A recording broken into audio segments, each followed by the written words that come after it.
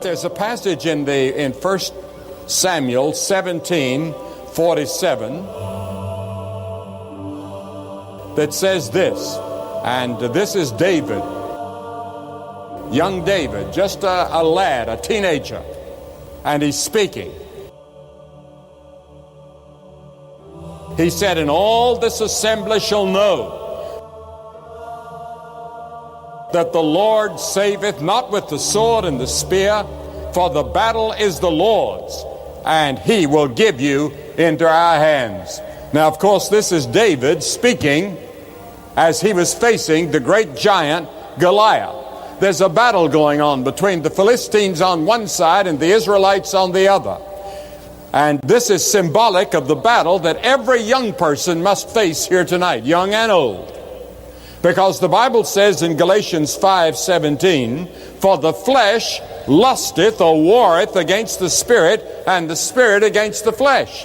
Inside of us, we have two natures, a fleshly nature, a carnal nature, and a spiritual nature, and they're constantly at war inside of the believers especially. Now here's a battle going on. Here's the valley of Elah. And on one side of the Israelites, the other side of the Philistines, and this great giant of a man is challenging the Israelites to a duel. You see, the Philistines picked out their strongest man. The Israelites were to pick out their strongest man, and whoever won the battle, won the war. Now that would just mean one person for each side. Now the Bible tells us how big Goliath was. He was 9 feet 9 inches. He was clothed in heavy armor. He had a spear heavier than a weaver's beam, almost as big as a tree.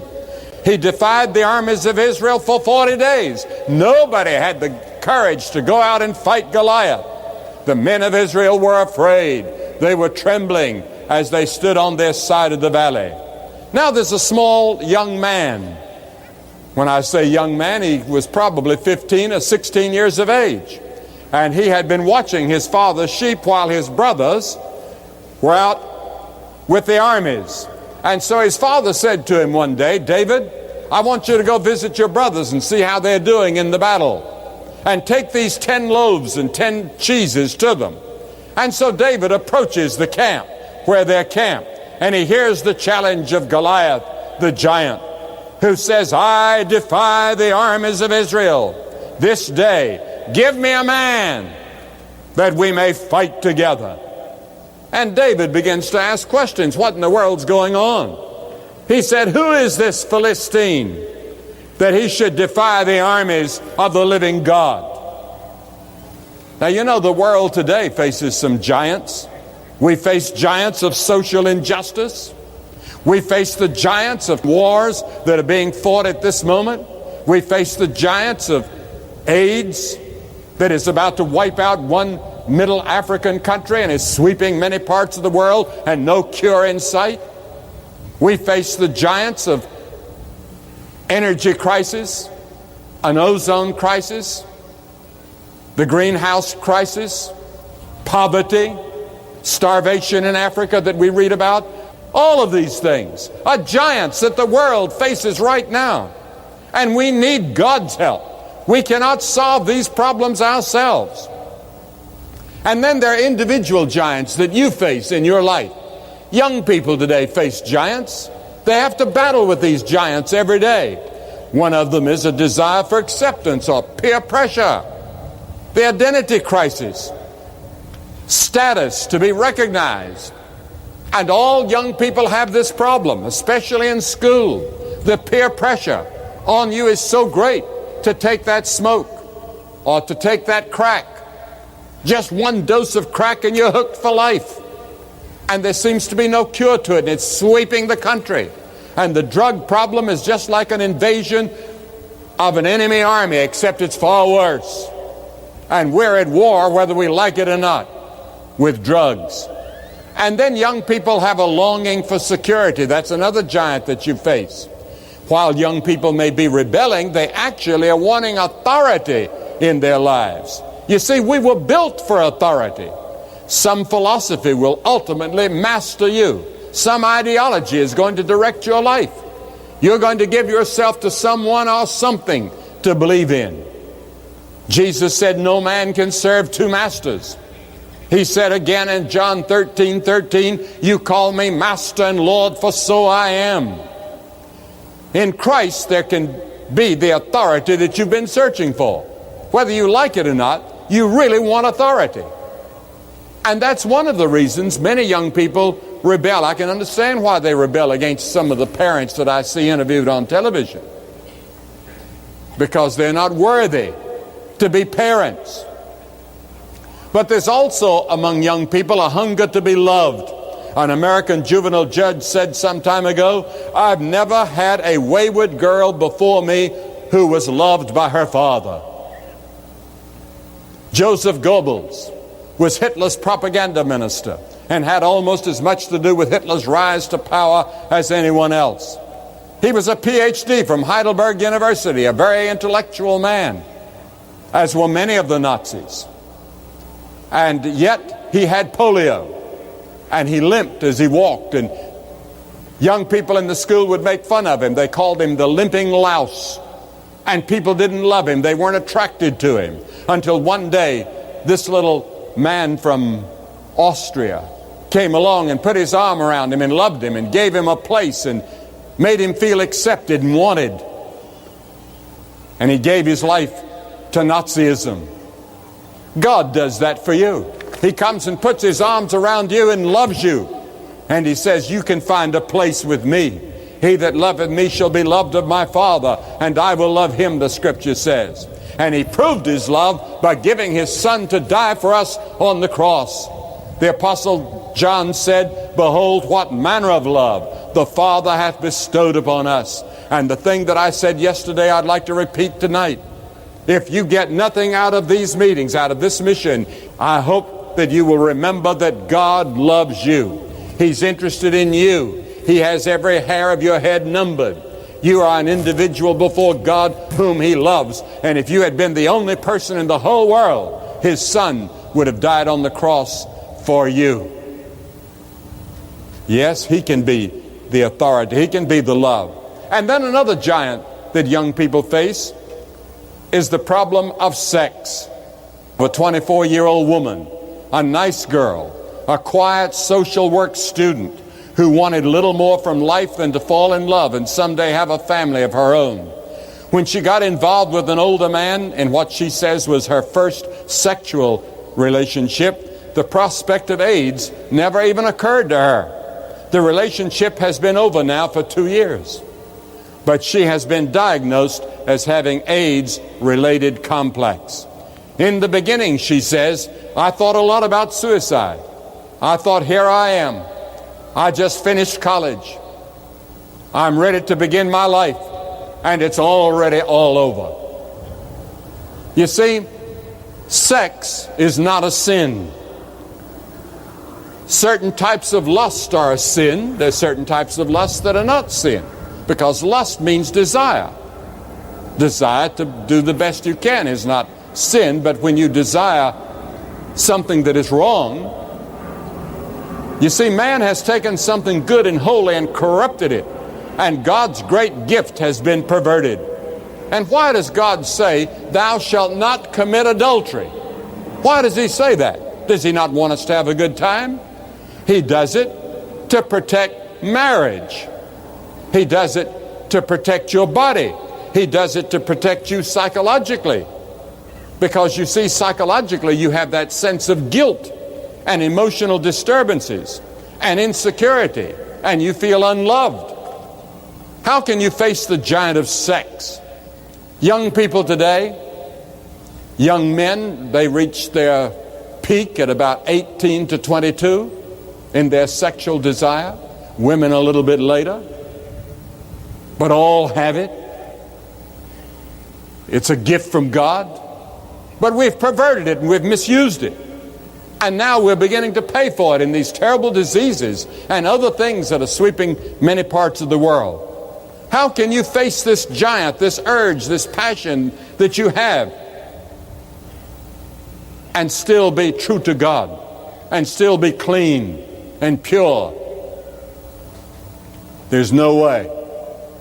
Not in the modern day. Except you have Christ in your heart who will give you supernatural power to resist and to say no and to be pure and to practice chastity.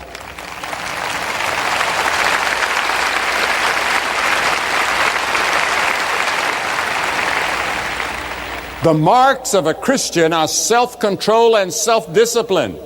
Paul wrote to Timothy and said, keep yourself pure. He said, flee youthful lust. He also said concerning himself, he said, I keep my own body under obedience and discipline and bring it into subjection. You can do that too with Christ's help. If He's your master and your Lord, you can control this powerful energy that you have and that God has given for a purpose. We wouldn't have the propagation of the race. Somebody asked me, why did God give us sex? I said, I wouldn't be here were it not for sex, and neither would you. It's a gift from God, but inside of marriage, inside certain parameters. And we're to keep those parameters. And there's no joy, and there's no thrill, and there's no love, and there's no excitement, and there's no passion comparable to sex within marriage. Sex within marriage between two believers is a marvelous thing.